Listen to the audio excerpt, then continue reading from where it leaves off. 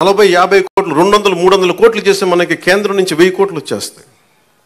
అంత matching grant కూడా ఇవ్వలేని పరిస్థితుల్లో మ్యాచింగ్ గ్రాంట్ ఇవ్వలేకపోయారు, కానీ ఋషికొండలో ఇల్లు కట్టుకున్నారు. వీళ్ళు బూడిదలో పోసిన పన్నీరు, అది బాధేస్తుంది. అంత విలాసవంతమైన భవనం, ఓకే, వాళ్ళు అనుకున్నట్టుగా నేను వాళ్ళ ఆ వాదనకి నేను సరే అంటున్నాను, ఓకే, మీరు అన్నట్టుగానే అది కూర్చోబెట్టి ఎవరైనా విఐపీస్ వస్తే ఉండటానికి అంత అవసరం ప్రస్తుతం.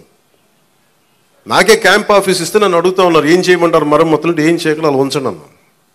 కొత్త ఫర్నిచర్ ఇంక కొనకండి, నేను తెచ్చుకుంటాను అవసరమైతే. అలాగే మన సెక్రటేరియట్ స్టాఫ్ వచ్చారు, మీకు ఈ మధ్యన అసెంబ్లీకి వచ్చారు కదా, మీకు జీతం ఈ 3-4 రోజులు కలిపి మీకు 35,000 వస్తుంది మీకు అని సంతకాలు పెట్టే మనస్కరించలే. నేనేమనుకున్నాను, జీతం తీసుకొని పని చేద్దాం అనుకుంటే, యాక్చువల్గా లోపలికి వెళ్ళి పంచాయతీ నిధులను చూస్తూ ఉంటే డబ్బులు లేవు. పంచాయతీ శాఖలు ఎన్ని వేల కోట్లు అప్పులు ఉన్నాయో తెలియట్లా. ఒక్కొక్క హెడ్ తవ్వే కొద్దీ, అంటే ఒక్కొక్క దానికి ఏ హెడ్ కింద ఎంత ఖర్చు అవసరం ఉంది తవ్వే కొద్దీ అసలు అనంతంగా లోపలికి వెళ్తానే ఉంది. మాకు ఒకటే అనిపించింది, ఇవన్నీ కరెక్ట్ చేయాలి. ఇవన్నీ ఇంత అప్పుల్లో మనకి పంచాయతీరాజ్ శాఖ ఉన్నప్పుడు నాలంటూ డబ్బులు తీసుకోవటం చాలా తప్పు అనిపించింది. అందుకని వాళ్ళకి చెప్పి, నేను జీతాన్ని వదిలేస్తున్నాను, నా జీతాలు ఏం వద్దు, కానీ నా దేశం కోసం, మా నేల కోసం పనిచేస్తాను. ఎందుకంటే ఇది పరిస్థితులు, మేము ఇచ్చే పరిస్థితులు ఉండాలి మనందరం. అలాగే ప్రతిసారి ప్రతి గవర్నమెంట్ ఉద్యోగులకు సంబంధించి కానీ, పోలీస్ శాఖకు సంబంధించి కానీ, వాళ్ళు టీఏలు, డిఏలు, రిక్రూట్మెంట్, ఇవన్నీ చాలా కష్టసాధ్యమైన సమస్యలు. ఇవన్నీ చెయ్యాలి, యాక్చువల్ బాధ్యత ప్రభుత్వాలకి.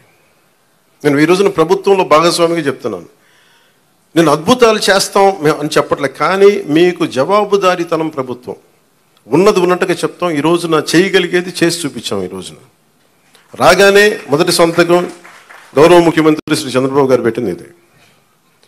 మేము అనుకున్న స్కిల్ సెన్సెస్ నేను ముందు ఇనిషియేట్ చేశాను. ఇక్కడ వారాహి సభలో చెప్పాను, స్కిల్ డెవలప్మెంట్ జరగాలి. ఒక యువతలో ఎంత ప్రతిభ ఉందో తెలియదు మనకి, వారి ప్రతిభను వెలికి తీయాలి, వారి సమర్థతను వెలికి తీయాలి. వాటిని పెట్టుకుని అది 5 సంతకాలు అది ఒకటి అయింది. అలాగే ఈ రోజున మేము మాట చెప్పినప్పుడు మన పిఠాపురం నియోజకవర్గానికి సంబంధించే మొత్తం పెన్షన్స్ అందుకునే లబ్ధిదారులు 40,765 మంది. దీనికి సంబంధించిన డబ్బు రూపంలో మొత్తం 27,34,00,000.